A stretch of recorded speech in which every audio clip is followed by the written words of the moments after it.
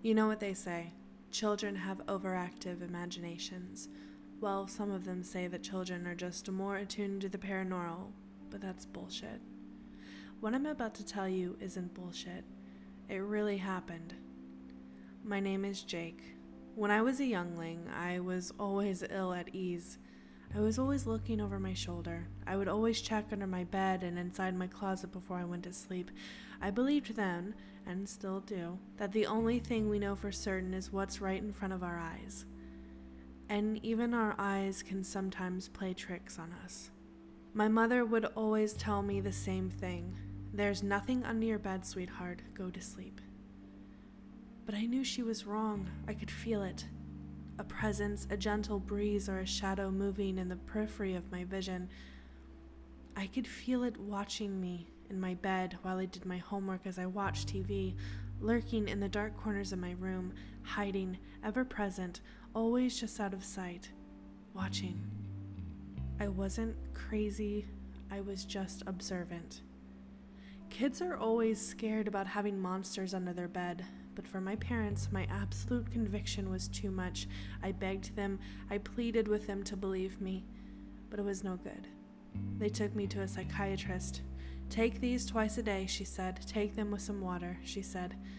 I complied, knowing it wouldn't make the monster go away. This thing didn't care how many pills I swallowed. I was never able to get a good look at it, but here's what I assumed at the time. It must have been very tall, as it often watched me for long periods through my second-floor bedroom window with relative ease.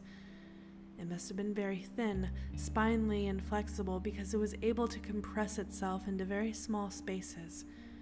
And it must have been very fast because it was always able to escape my eyes. It was always able to hide itself just as I turned my head. Both of my parents worked during the day, and I would get home from school to an empty house. It would stalk me especially hard then. The hairs on the back of my neck would prickle. I would feel it behind me. I'd spin around, but it would dart out of sight just at that moment. One evening, I snapped. I hate you, I hate you, I hate you. I yelled at the air in front of me. I hate you. Stop following me. Stop watching me. Leave me alone. I was never a very articulate kid. When I went to bed that night, I was afraid that it might decide to do something after I'd lost my temper with it. I thought it might attack me or kidnap me or eat me, but eventually I fell asleep. My sleep was troubled and full of nightmares. It did do something. When I awoke, there was a scrap of paper on my desk. There, in thick gray lettering, it had penciled a single word: hello. The handwriting was similar to my own, ill-formed and childlike. One word. It might not be much, but I had made contact with it. What the hell could I do? Show it to my parents? They wouldn't believe me. I just went to school like normal. I told my friends about it. Some of them believed me, some of them didn't. We ended up calling it the Watcher. It was like our own little urban legend. I kept the paper note. In a way, it was comforting. I knew I wasn't crazy. The Watcher really did exist. And even though the idea of being watched didn't sit well with me, at least it didn't seem to want to hurt me. After a while, I got used to it. When I was at home, I would talk out loud to it. It never replied. I don't think it could, and it never showed itself. But I knew it was listening. I received more notes over time. Most of them were indecipherable. Charts full of strange symbols, lines and circles, diagrams that were obviously trying to tell me something, but I couldn't for the life of me work out what they meant. But I kept them anyway. I stuffed them all into a drawer. I told my mom not to throw them out. Reluctantly, she obliged. At first she was worried, but I guess she was also glad that I'd finally gotten over my fear of monsters. The next few years were tough. I pushed the Watcher to the back of my mind. School started to get tough. Most of my friends moved away or transferred to other schools. I began to feel alone in a way that I'd never felt before, Watcher notwithstanding. Over time, the class bully noticed. There's always one, isn't there? Josh, his name was. Burly but fat, with curly black hair and a face that looked like he'd just run into a door. He was both wider and taller than me. My status as the school weirdo had been confirmed long ago, but I didn't have the connections I once have. I didn't have anyone who would stand up for me. And boy, did Josh know it. Josh and his friends made my life hell.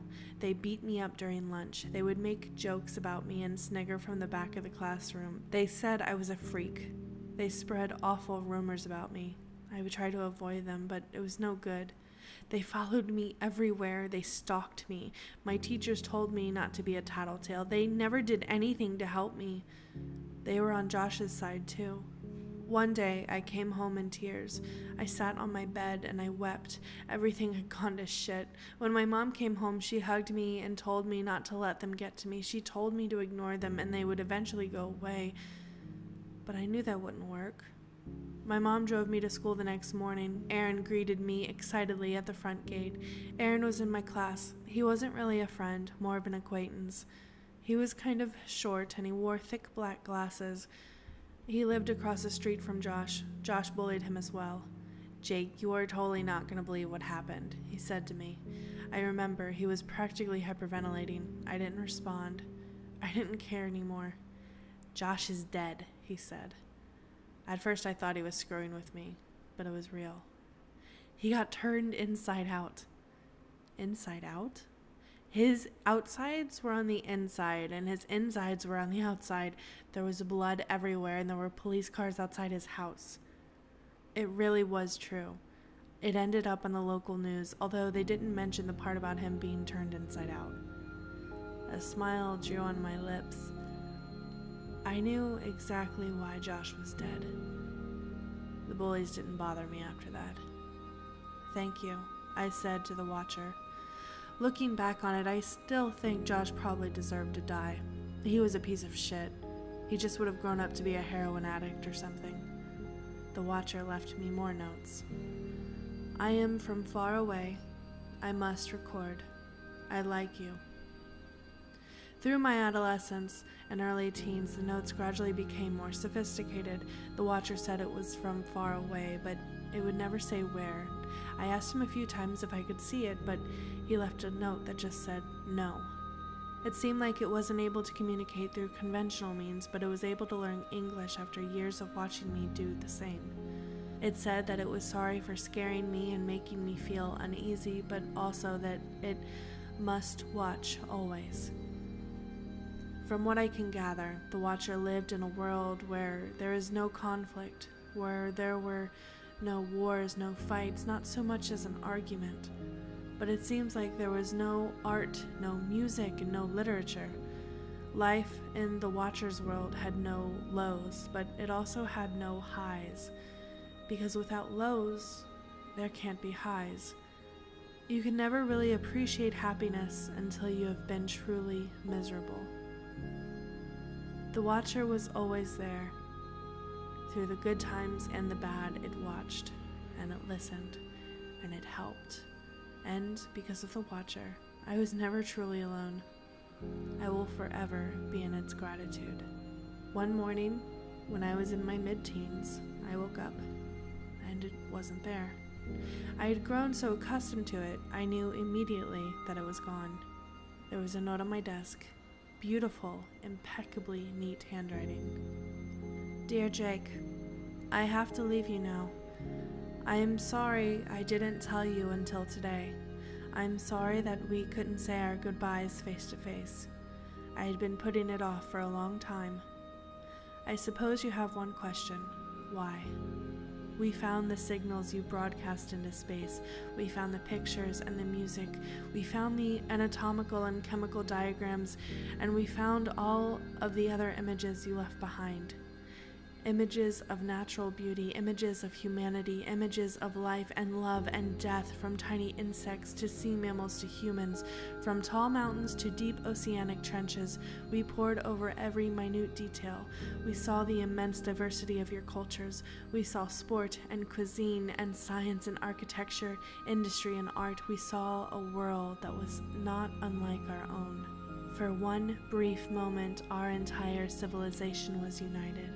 You had touched us with your electromagnetic waves, and you made us feel and see things that we had never felt before. We had never before seen the true beauty and raw emotion that humanity shared with us. From then on, we had one singular goal. We would find Earth, we would collect data, and then, when we were ready, we would initiate contact. Experiencing your life firsthand has been a true privilege, and I thank you for everything you have given to me. One day we will return, but by that time, you will be long dead. Goodbye, Jake, and take care. The Watcher. It was difficult to adjust to life without it. I had lost my oldest childhood friend, but eventually I did.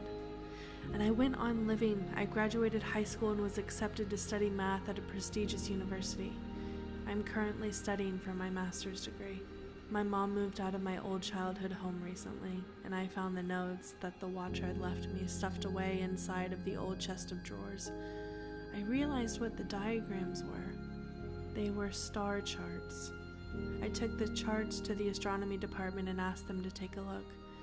It took a while, but we decoded them. They point to an Earth-sized planet orbiting a star in the Lambda Algieria system. Research into Lambda Algieria is ongoing, but many astronomers believe that it could potentially harbor extraterrestrial intelligence. Only I know for sure.